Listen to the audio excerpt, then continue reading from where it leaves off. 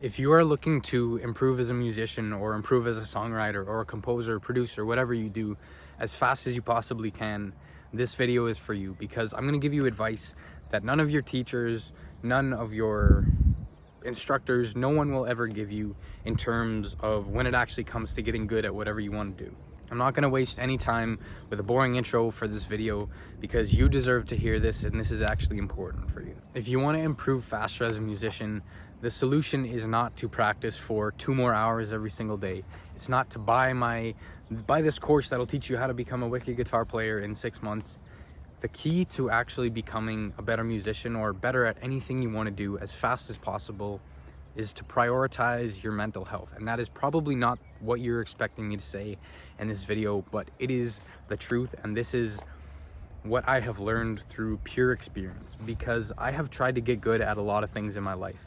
And the thing that I am best at, which is music, I got the best at it and I made the most progress once I actually started to prioritize my mental health, which did not make sense to me at the time, but looking back on it, this makes a lot of sense, because there's been this movement of, oh, you need to prioritize your mental health and you need to really take care, make sure you're actually feeling good.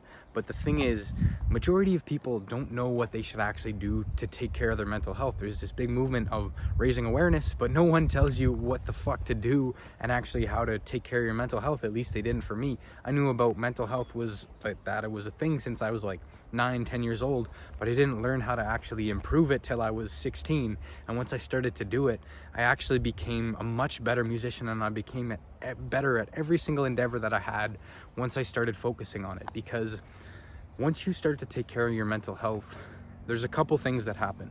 The first is you genuinely start to enjoy life more. You just feel better. You have more energy. You feel more positive. You feel like you actually enjoy what you're doing. And the thing is, most of us don't work well or practice well when we're depressed. Yes, we can push ourselves through it. Like if I'm having a bad day, I can still practice guitar or pick up drums or still write songs. But the better you feel and the better your quality of life is, the more you are willing to actually go and practice that thing.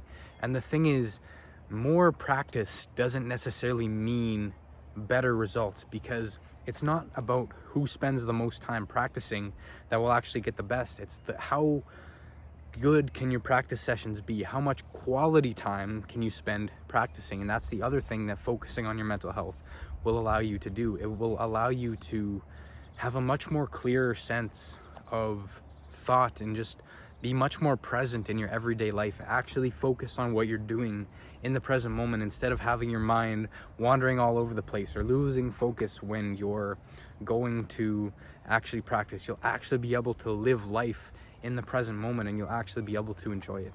So in terms of taking care of your mental health, there are 4 key habits that I do, and a couple things that I have completely cut out of my life that allow me to actually enjoy life for what it is and really just have an overall enjoyable experience most days. Obviously, with taking care of your mental health, you can't be happy every single day. That's just the reality of life. But the majority of your days and the majority of time, you should actually feel content. You should feel like you enjoy life. You should have energy. You should feel positive, because even if you're doing something that you love to do, it doesn't necessarily mean that you're always gonna feel happy if you don't have your quality of life and you don't have quality mental health. So the first habit is meditation. Now, meditation is basically just sitting in silence, either with your eyes closed or open. There's a lot of different ways to do it, and just focusing on one thing. What meditation allows you to do is to just get into the present moment. It allows you to get away from your wandering mind, and it stops you from always worrying about the future or just reliving regrets you have from the past, and just focus on what is actually happening right now. Because whether you like it or not, all you can control is this present moment. All you have is right now. And if you're not living right here, then you're not actually really living life at all. Now, the most basic form of meditation simply just consists of sitting for a period of time with your eyes closed and just putting as much focus as you can on your breath. So the way I started meditation was doing guided meditations on YouTube for about 5 minutes, and just really getting into learning it through that. Because like any other skill, the first couple times you do it, you're not really going to be good at it. It's like picking up guitar. The first time you pick up a guitar, you probably can't play anything. But after you've picked it up a couple times and you've started to practice a little bit, then you learn some basic chords, you learn Smoke on the Water, you learn some basic melodies. And after you've done it for about 6 months, then you can actually play something decent. That's the same how it is for meditation. Once you start to do it, you find your focus starts to get better. You find your attention span also starts to get better, and you have learned how to, and you just feel more present in general. So, and there's a lot of different types of meditation, but I'm not going to break them down in this video because that's not what you need right now. Just try and start meditating, try and just learn to appreciate the silence and the presence that you have in this very moment. The second habit that I do to take care of my mental health is journaling. Now, as a writer, journaling is actually, well, back up a little bit. Journaling is actually what inspired me to start writing lyrics, because when I was first getting into music, I didn't want to write lyrics at all. I just wanted to make beats, produce, make instrumentals and mix. I didn't want anything to do with lyrics. I didn't want anything to do with vocals. But once I started journaling, I'm like, I actually have all these like thoughts and feelings and like deep things that I might be able to turn into songs. So that's actually how I got into songwriting. But basically, the gist of journaling, it's not like having a diary where you write, "Dear diary, today I went to the pool and had a good swim." Journaling is not like that. It's not what a lot of people think it is. Journaling is basically writing down thoughts and feelings and things that are going on in your mind that current day into somewhere so they can get out of your head and you can let them go. Because our mind is a very interesting place. We have a lot going on in there, and sometimes it can be really hard to get things out of our mind and make sense of them, because we have our conscious mind, which is things that we know, and we have our subconscious mind, which is things that we kind of think we know, but not necessarily know enough to be able to articulate them. And that's where a lot of trauma and a lot of past experiences can live, between that conscious and subconscious place. And if we don't ever take the time to write them down and make sense of them, it can be really hard to let them go, and we can just always be holding on to things from our past. And journaling just allows you to let go and start making sense of it. And this is what happens with a lot of writers, because if you're writing something or you're working on lyrics and you just get in that flow state and you write like a full verse, and like if anyone asks me like, "Oh, where did that come from?" I'm just like, I don't know, I just came up with it. And that's what happens with journaling as well. You're just writing, and the ideas are already in your brain. The experiences are, you just have to write them down and they start to flow out of you. And that's really what happens once you start to journal, and you can really make sense of a lot of your past experiences, and heal a lot of stuff that has been in your past, and just let it go and not necessarily always have it weighing on you in your mind. The third habit I do to take care of my mental health is practicing gratitude. Now, I know at the start of this video I talked a lot about positivity and just feeling happy in general, but the thing is, we can't always necessarily just feel happy. Happiness is an emotion that comes and goes. Some days we just feel like jumping around and we just feel all excited, and other days we just feel like, I don't know, it's just mediocre, you know? But one thing we can control is gratitude, because gratitude is an emotion that you can kind of ram into your brain and pretty much force a smile on your face.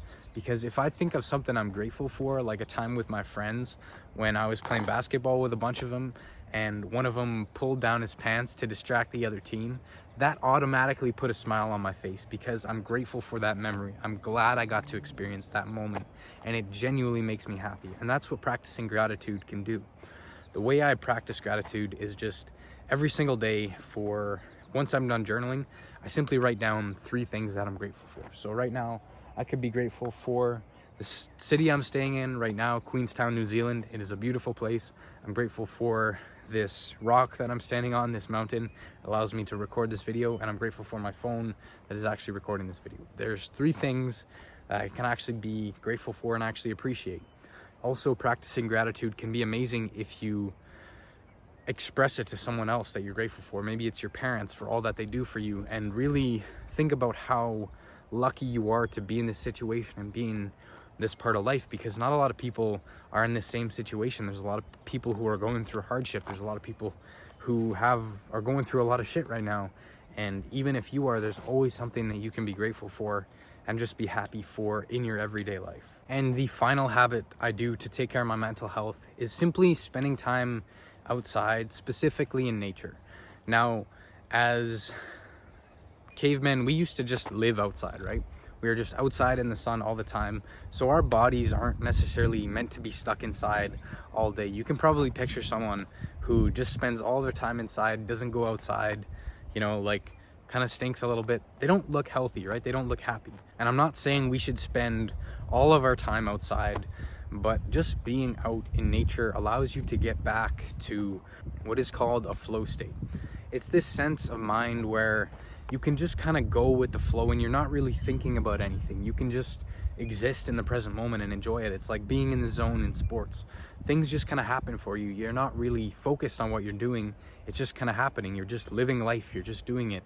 And those are the moments where we're most happy, where we don't really have to think that much. We can just enjoy those moments. There's probably been times, especially as kids, where time just flies by. We don't even know what's happening. Like, we start doing something and then 3 hours later it's time to go home, and then we throw a tantrum because we don't want to go home because we were having so much fun. And that's when nature, just getting back to it, allows you to do it and just allows you to clear your head. I've often found that if I'm really overthinking in something, just going for a walk and just getting outside, once I come back, I just feel so much clearer and my head just feels like it's reset pretty much. Like my batteries have recharged just because I've gotten back to nature and gotten back to that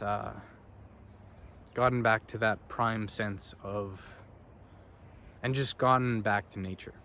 And in terms of other things that can really deteriorate your mental health, like other habits we do, spending way too much time on social media can not only, one, kill your creativity, really kill your productivity and your mental health as well, and just really unmotivate you because you're always going to be comparing yourself to other people.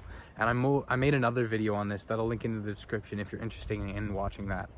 And I won't go too into depth into this because I've pretty much covered everything I wanted to.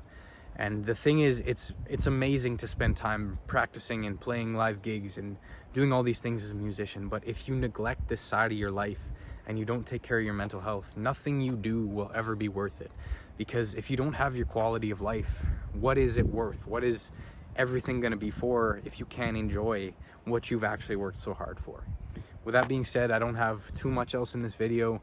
If you're interested in joining my free community on joining songwriting, if you're interested in joining my free community that will teach you how to beat writer's block, a video for that is linked in the description. And other than that, that's all I have. Never stop creating, my friend, and I will see you in the next one. Goodbye.